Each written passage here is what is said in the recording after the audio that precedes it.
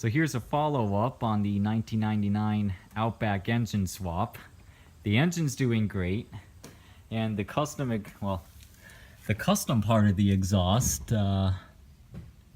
is still doing great. You can see what's left of it there. But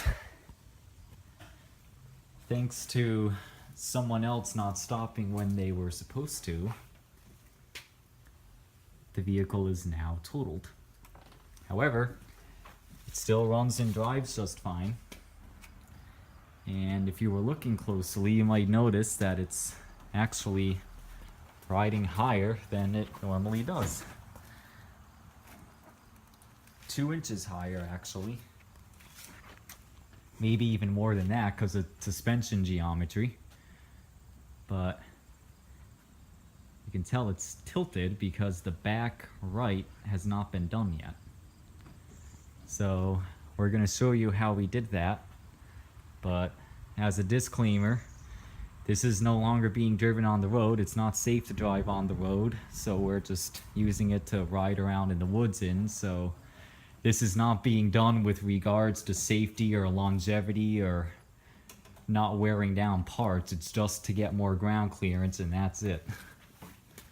And Andrew's the mastermind. So we will get started. First thing we're going to do is loosen up. I'll take the wheel off. And then we're going to take out the top of the strut tower. Okay, so the mastermind here, Andrew, is going to explain how we are giving this a 2-inch lift relatively easily. So to get the 2 inches, I bought some 9/16 hex stock. We drilled and tapped the center to 8mm. I forget what the pitch is, but I bought like 3 feet of it, and we made 3 of these for each corner of the car, and they just thread on the stud like that. But they go beneath the top of the strut tower here, and then you put a bolt in from the top like so, and this would be sandwiched in the strut tower. We didn't have short enough bolts, so we're just using spacers for now, but that's how we get the 2-inch lift. If you wanted a smaller lift, like a 1/4 inch or something, you could just put a spacer like one of these nuts under the top of the strut tower. Just put that under there and put the nut back on. But with this much of a lift, you need to extend the thread somehow. So that's what these are for. And just to give you an idea of what we are aiming for, I'll show you the other side. Now over here we forgot to put that little cover back on, but that's how we're hoping the other side is going to look when we finish with it.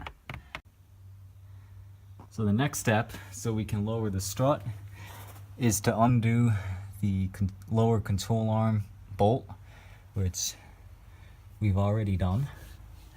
And what was the other thing? We have to disconnect the sway bar. Sometimes you need to take the sway bar off, but the other side's off, so this one we might not have to do because it has enough travel. Basically, I don't know what that entails. So we're in the process of threading on the spacers on the last stud over there. Alright, we've completed the spacer install.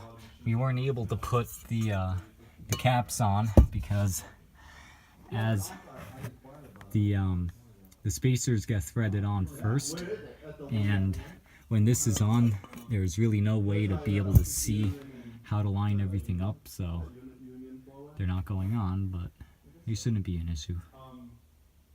Yeah, air goes in here or in there. It's not. Yeah, I would just leave that. Wait, So this these- part's the silencer? This isn't restricting at all. No. The under here. Oh. In there.